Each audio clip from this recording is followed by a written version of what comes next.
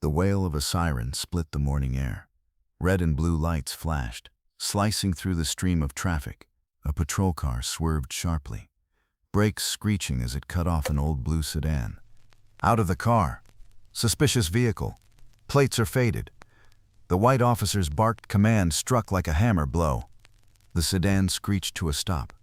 Marcus Brown, 40, tall, broad-shouldered, black, pushed the door open and stepped out. He raised his hands, voice steady. "My papers are in order. I'm on my way to work." He never finished. An officer yanked the door wide, sudden and violent. Marcus's chest slammed against the scorching hood. On the sidewalk, people froze. Phones rose, lenses fixed on him. The air tightened with unease. The officer was Jake Miller, 38, heavy-set, blonde. His grip crushed Marcus's neck. Through clenched teeth, he growled, "Don't speak! Filthy ape! You won't fool me!" Marcus shut his eyes. His hand rested on the hood, fingers twitching from the burn and the weight of his fury. He didn't resist. He only stared ahead, swallowing the humiliation whole. From the crowd, a murmur rose. Another black man. The air turned heavy. This wasn't a traffic stop. It was a show of power. A white officer, pressing down to humiliate a black man, made a criminal in the middle of the street for nothing but the color of his skin. Marcus Brown, known in his neighborhood as a gentleman, was dragged into the street, pinned against the battered hood of the car he had cared for so long. Sweat clung to his cropped hair. The muscles in his arms strained, holding back resistance.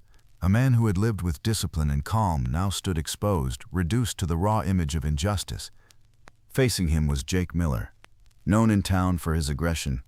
His barked orders wielded like a weapon. His face was hard with arrogance, his jaw locked in defiance. To him, the badge was nothing more than a license to do as he pleased. The traffic noise died, pulled into the gravity of the confrontation. Passers-by lingered, some raised their phones, others turned away.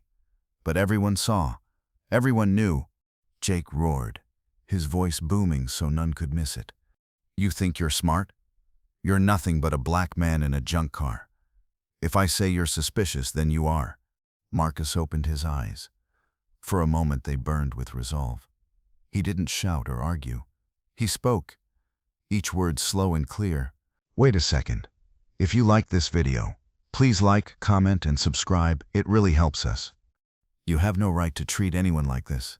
Stop, now." The words cut through like a blade in stagnant water. The crowd shifted. Some stepped back, wary of trouble. Others gripped their phones tighter, recording every second.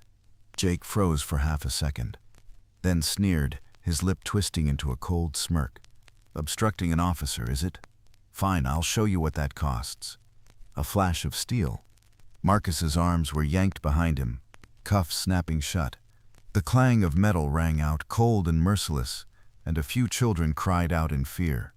The street held its breath. A black man, on his way to work on a sweltering morning, was turned into a criminal before the eyes of all who watched. And the white officer, sworn to uphold justice, twisted it into an act of public humiliation. Every gaze clung to the scene. Everyone saw, everyone understood, yet most stayed silent. Only the cold lenses of cell phones bore witness, preserving the truth.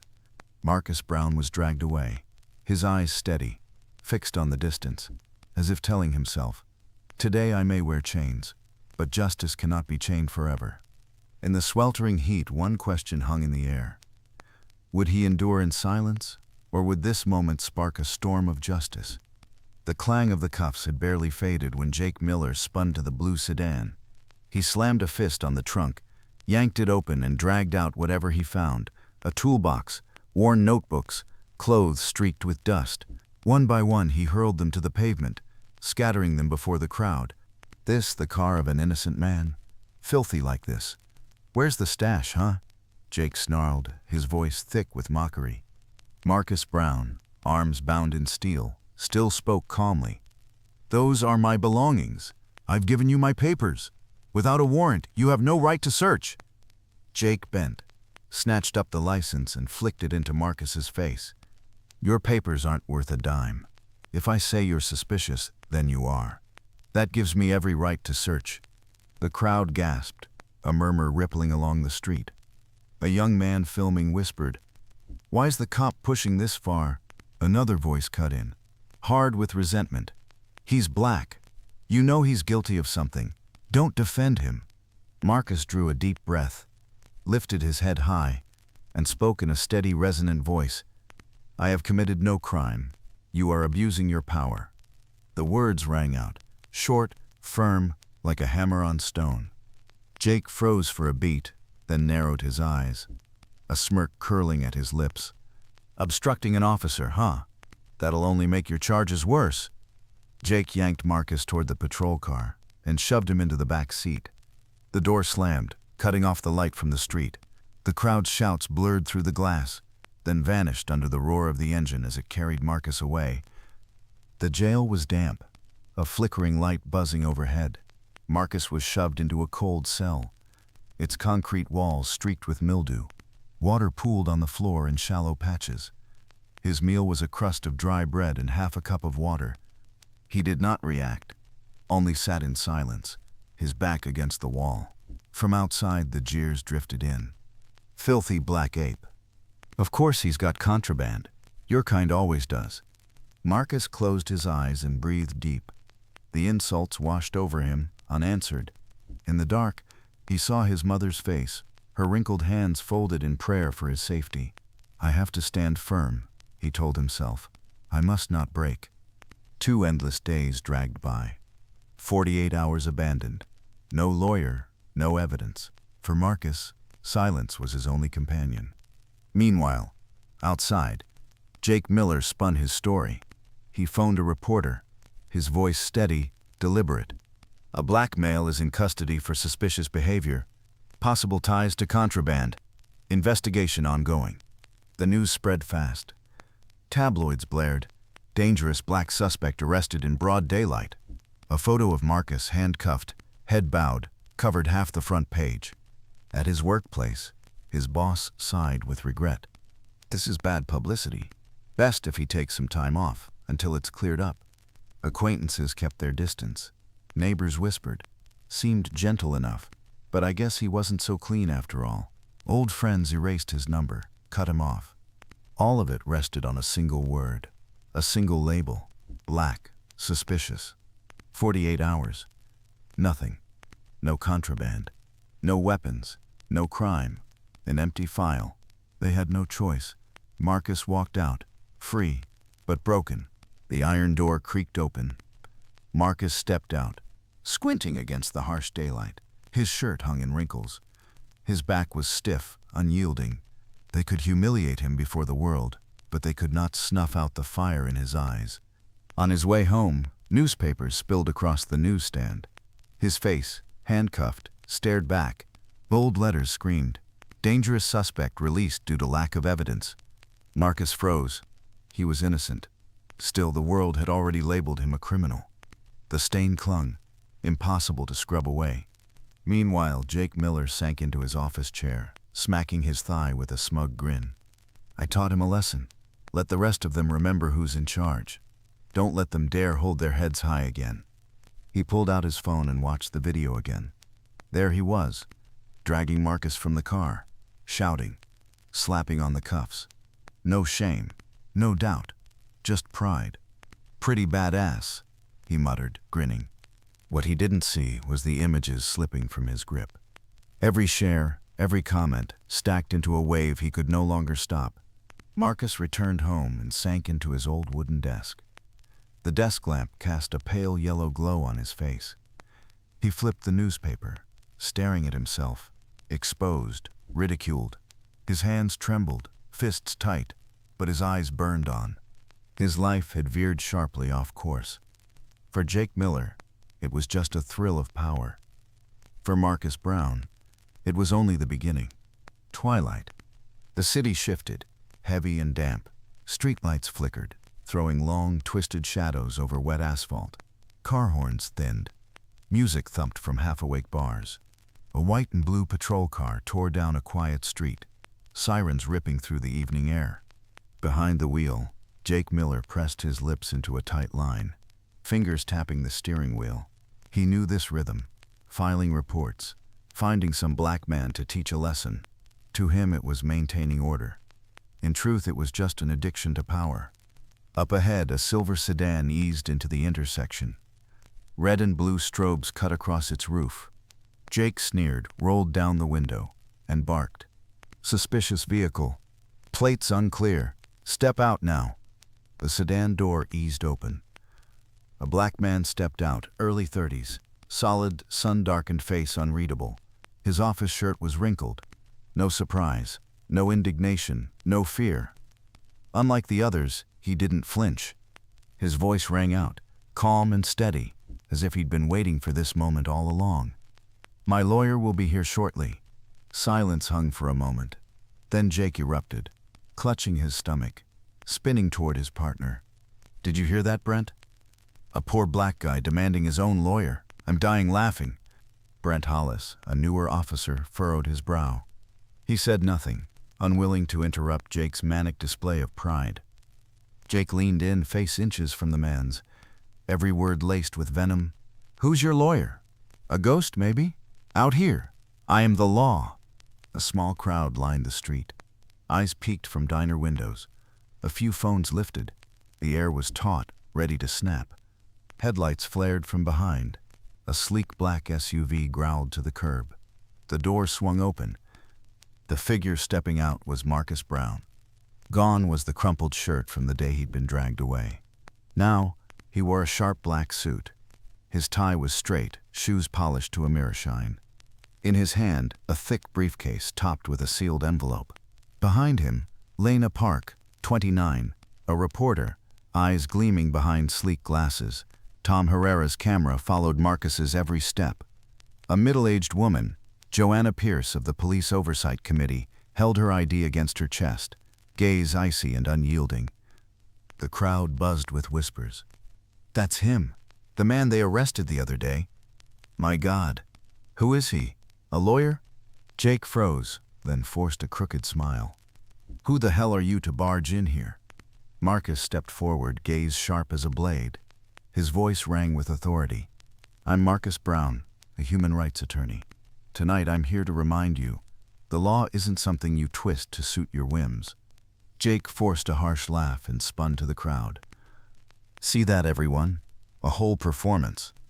Cameras, a lawyer, a woman flashing a committee badge, all staged to smear the police." Marcus didn't flinch. He raised the thick dossier high. "This is the evidence of your abuse video. Eyewitnesses, notarized complaints. Are you really going to deny it in front of all these people?" A shout rose from the crowd. "Show us! Let us see!" Marcus gestured. Lena Park lifted her microphone. "We're live, over 5,000 watching right now." Jake broke into a sweat, growling, "This is slander. Lies." Marcus opened his briefcase and pulled out a sealed USB. "This is the clip. Your voice, your face, calling me a dirty monkey, pressing me onto the hood. Everything is clear." A young man in the crowd, Jamal Carter, raised his phone and played the clip. Jake's shout rang out, raw and unmistakable. "Don't you dare open your mouth, you dirty monkey." The words were so clear no one could deny them. The crowd erupted into shouts. Insulted? Is he still going to deny it? Marcus turned, voice striking like a hammer. "Do you think a badge gives you the right to humiliate? Do you think skin color is a crime? You're wrong. The law doesn't belong to those who abuse it." Andre, the man who had been stopped, spoke for the first time. Voice trembling but firm. "My 2 children at home are watching. I won't let them think silence is the only way to survive." The voice sparked the crowd like kindling. Shouts rose. "Justice! Justice!" Marcus tapped his phone, switching to speaker. "This is Marcus Brown. I'm live. Directly connected to the Police Oversight Committee." Joanna Pierce stepped forward, half a pace. "I've taken note. Officer Jake Miller, if you continue unlawful searches, I will recommend your suspension, effective tonight." Jake spun, frantic, eyes darting for an escape. Pointing a trembling finger at Marcus, he shouted, "They're all staged. A bunch of actors. You too." Marcus didn't flinch, a thin smile on his lips. If this is a performance, the audience is the truth, and the truth is watching you. An elderly street vendor, Mabel Grant, stepped forward, hands trembling as she raised an old phone. I got it on camera too.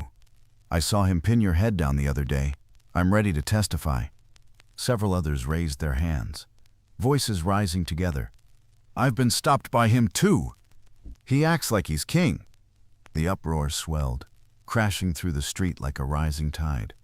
Marcus lifted the thick dossier high. These are 12 statements from people humiliated by this officer. Each signed, each detailed. Officer Jake Miller, every mocking word you uttered is now evidence against yourself. Jake's eyes darted, landing only on cameras trained on him and the contemptuous stares of the crowd. Hollis avoided his gaze, silent. Sweat poured down Jake's forehead. His chest heaved violently, each ragged breath like he was choking on air itself. Marcus lowered his voice, each word cutting like steel. You can scream that this is staged, but you cannot deny the images, refute the witnesses, or stop the community from standing up. You think you hold power, but tonight that power exposes itself as wrongdoing. The crowd roared, "Justice, justice, justice!" Jake staggered back. The eyes staring at him were those he had once dismissed, now united, unyielding, standing against him. In that instant, Jake Miller understood. The man he had mocked, humiliated, and dismissed as just another powerless black man, was now the one ending his career, the one undoing his freedom. He had no choice but to step back, head bowed, under the eyes of those he had once gleefully belittled. The shouts of "Justice, justice!" still echoed as Jake Miller's patrol car crawled away in humiliation. But the story didn't end there. Hours later, Lena Park's live stream had gone viral. Over 100,000 views, thousands of comments, outrage, calls for investigation, demands for protest. The clip of Jake calling Marcus a dirty monkey, replayed endlessly, a living testament to his abuse of power. The next morning, media swarmed the police headquarters. Satellite trucks raised antennas. Reporters pushed forward, cameras flashing. Major newspapers splashed headlines. Human rights lawyer humiliated by police. Where is justice? Officer Jake Miller abuses power, the end of a career. The city, once indifferent, now stared sharply at the scandal that had erupted overnight. Amid the wave, previously silent faces rose together. A 70-year-old black man, leaning on a trembling cane, spoke to the camera. 2 years ago, he stopped me on the street, called me an animal, rifled through my car in public. I stayed silent out of fear. But now, I am no longer afraid. A young mother, cradling her 3-year-old daughter, choked back tears. He pointed a gun at me because I forgot my blinker. I begged. I cried. He laughed, said I was just trash. I want to testify. The voices kept coming, one after another, like an unstoppable torrent. Jake Miller, once untouchable, was now exposed by the very community he had long oppressed. Inside the police station, the air was thick and suffocating. Higher-ups had called an emergency meeting. On the table lay a stack of files and the USB with the viral footage. It can't be hidden any longer, a senior officer said, voice heavy as lead. The community is enraged. The oversight committee is closing in. Cover this up and the department will implode. The head of internal affairs slammed his hand on the table. The echo cut through the room. Immediate suspension. Launch an internal investigation. If the evidence holds, move to criminal charges without delay. The decision came swift, cold as a knife. That very afternoon, Jake Miller received his suspension notice. He roared down the precinct hallway, voice bouncing off the walls like a trapped beast. You've all betrayed me. I'm the one keeping order in this city. Without me, those blacks would have been rioting in the streets long ago. Colleagues passing by shot him only cold, distant glances. Brent Hollis, who had sat beside him just last night, turned his face away. Jake slammed his briefcase onto the floor. His face burned crimson. You're kneeling before that trash. I will not bow. But his thrashing only left him more exposed. Every shout, every roar was recorded, broadcast, feeding the growing pile of evidence, proof of the arrogance and racism embedded deep in his bones. The case escalated swiftly. At a crowded press briefing, the state prosecutor spoke clearly, without hesitation. Based on video evidence, eyewitness accounts, and sworn testimony, Officer Jake Miller will be charged with abuse of power, unlawful detention, and racially motivated misconduct. The news hit like a hammer. Jake's family, once proud of their model officer, began to fracture. Caroline Miller, cradling their young son, turned away from reporters, tears streaking her cheeks. His parents stayed silent, hidden from the world. Old friends erased him, one by one. Jake, the man who once shouted down a street, now huddled in his cold, empty house. A bottle of liquor rolled across the floor. On the TV, his own face replayed endlessly. The words cutting deep: "A racist police officer loses everything." He screamed, hurling the bottle at the TV. It shattered, but the roar only echoed back, hollow, mocking, cruel. Meanwhile, Marcus Brown had become a symbol. Every step from his law office drew cameras and eyes alike. He wasn't a celebrity, yet his voice, deep, unwavering, carrying the weight of someone trampled but unbroken, made the world listen. "I don't want to be called a hero," he said in an interview, his gaze steady into the camera. "I'm simply doing what anyone ought to do. Stand up." Silence. Silence is the same as aiding injustice. The words spread fast. Students plastered his face on posters. Human rights groups repeated every line he said. A newspaper put him on the cover. Marcus Brown, the face of a new justice. Marcus didn't stop at one case. He led class action lawsuits against police misconduct. Victims who once hid in fear handed him their files, told him their stories, and for the first time, dared to hope. The day Jake faced the court, the room overflowed. Journalists packed the back. In front, the community that once trembled under him stared. He wore a threadbare suit. His eyes were hollow from sleepless nights. When the prosecutor read the charges, he shook his head and yelled, "It's staged! They're lying! I did nothing wrong!" Each shout only deepened the jury's frowns. Murmurs ran through the room. "He still doesn't know shame." Then came the verdict: permanent suspension, badge revoked, criminal prosecution. Jake slumped into his chair, hands shaking, face pale. In the camera flashes, he was just a shadow, a hollow shell of the man who once called himself the law. After the trial, Marcus stepped into the roar of the crowd. They shouted his name. He raised a hand, and silence fell. "I don't want justice tied to a single name," he said. "I want it to be a voice we all share. Power is not for humiliation or oppression. Every time someone abuses it, thinking they've won, they are sealing their own end." Those words echoed, a solemn vow. Marcus Brown, once dragged across asphalt, had become a symbol of resilience. His fight wasn't just for himself. It carved a path for a community long ignored. Jake Miller, the man who once reveled in cruelty, now stood only as a living warning of arrogance's cost. Message: in a world where power is worn like a badge, Marcus Brown proved justice lives in those brave enough to stand. He refused silence, refused humiliation, and turned his pain into a community's strength. Jake Miller lost everything, not to chance but to the arrogance and racism that blinded him to the humanity in every face. This story is a warning. Power without responsibility and compassion is a knife that always cuts back. Justice may come late, may come slow, but when it comes, it lights the dark and gives voice to those once silenced.